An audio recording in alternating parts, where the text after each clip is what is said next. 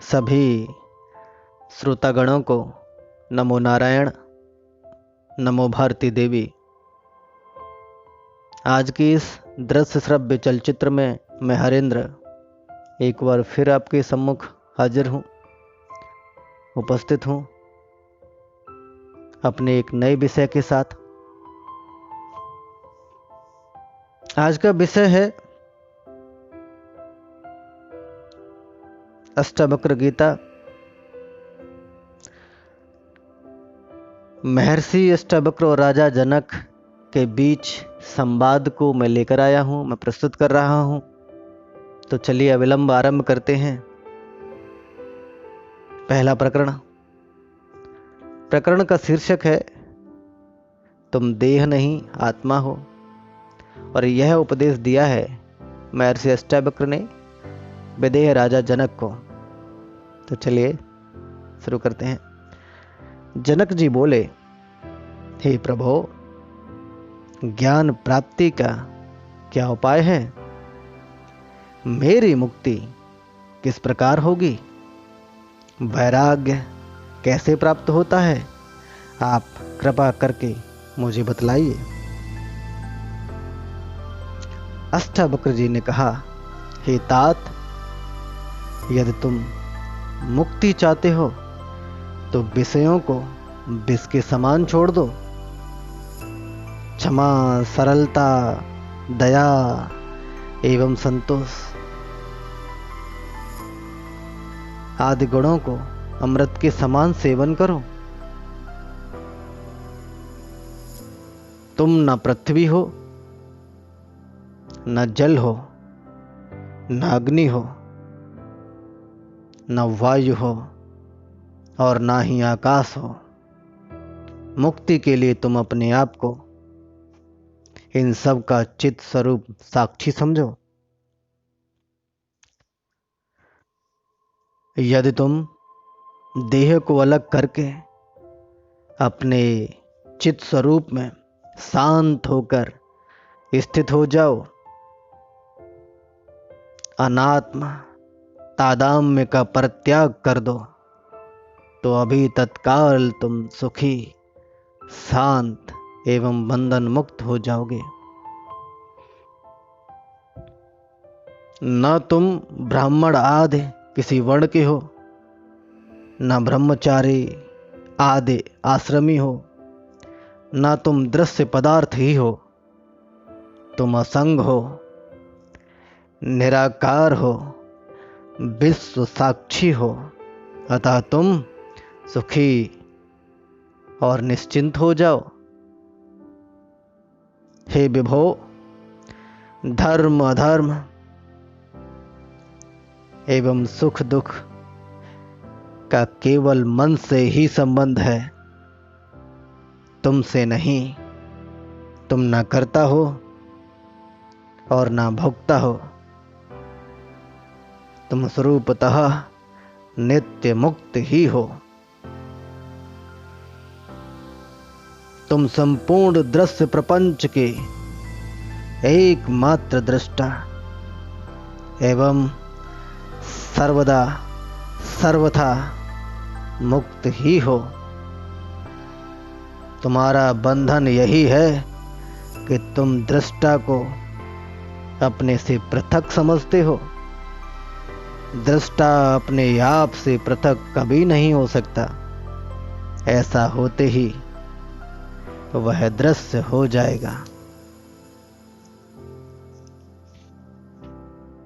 मैं करता हूं, इस मिथ्याभिमान स्वरूप महान अजगर ने तुमको डस लिया है।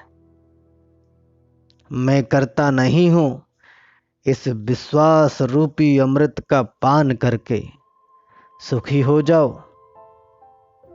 मैं अद्वितीय एवं विशुद्ध बौद्ध स्वरूप हूं। इस श्रेष्ठ निश्चय की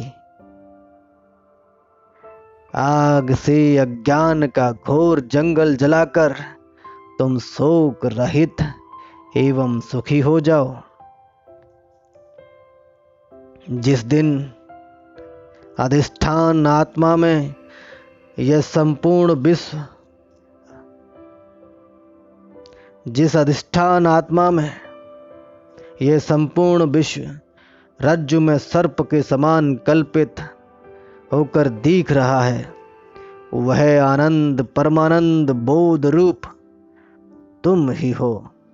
अतः सुखी हो जाओ। जिसे मैं मुक्त हूं ऐसा अभिमान है वह मुक्त है, और जिसमें मैं बुद्ध हूं ऐसा अभिमान है वह बुद्ध है। यह लोकोक्ति सत्य है कि जैसी मति वैसी गति। आत्मा तो साक्षी विभो पूर्ण अद्वितीय मुक्त चेतन निष्क्रिय असंग निष्प्रह एवं शांत है। वह ब्रह्म से ही संसारी मालूम पड़ता है। मैं चिदाभास करता भोक्ता जीव हूं इस ब्रह्म को, और बाह्य और भीतर के द्वंद्व भाव को छोड़कर तुम अपने आप को अद्वितीय बोध रूप एवं कूटस्थ अनुभव करो। हे वत्स, तुम चिरकाल से देह अभिमान के फंदे में फंस रहे हो। मैं बोध स्वरूप हूं। ज्ञान की इस तलवार से उसे काट कर सुखी हो जाओ। तुम असंग अक्रिय स्वयं प्रकाश एवं मल रहित अत्यंत शुद्ध हो। तुम्हारा बंधन तो यही है कि तुम समाधि का अनुष्ठान करते हो। स्वस्वरूप स्वतः सिद्ध है, साध्य नहीं। यह संपूर्ण दृश्य प्रपंच तुमसे भरपूर है और वस्तुतः तुम में ही ओतप्रोत है। तुम शुद्ध बुद्ध स्वरूप हो। तुम क्षुद्र चित्त वाले मत बनो। तुम किसी से अपेक्षा मत रखो। विकृत मत हो। चिंता मत करो। भार रहित हो जाओ। अंतःकरण की शीतलता को बनाए रखो। तुम्हारी बुद्धि की था किसी को ना मिले, वह अनंत में लगी रहे। किसी कारण से क्षुब्ध मत हो। तुम एकमात्र अपने चित स्वरूप में ही निष्ठा रखो। समस्त साकार वस्तु को मिथ्या समझो, और जो निराकार है वह अचल है। इस तत्व का उपदेश प्राप्त कर लेने पर पुनर्जन्म की संभावना मिट जाती है। जैसे दर्पण में देखने वाले रूप में बाहर और भीतर एकमात्र दर्पण ही होता है, ठीक वैसे ही इस शरीर के संबंध में भी इसके बाहर भीतर भी एकमात्र परमेश्वर ही है, परमात्मा ही है। जैसे एक सर्वगत आकाश ही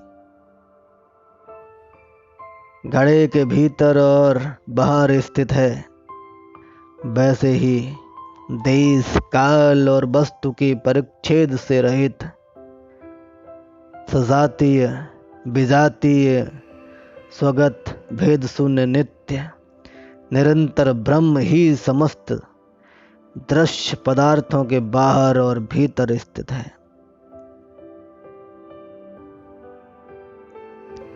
धन्यवाद दोस्तों। आशा करता हूं कि आज का ये वीडियो आपको अवश्य पसंद आया होगा, और महर्षि अष्टावक्र एवं विदेह राजा जनक के बीच हुआ संवाद भी आपको पसंद आया होगा। तो चलिए एक वादे के साथ फिर आपको छोड़े जा रहा हूँ कि अगली वीडियो में फिर आऊँगा किसी नई कहानी, कविता, आध्यात्मिक लेख या आध्यात्मिक वार्ता को लेकर। तब तक के लिए नमो नारायण, नमो भारती।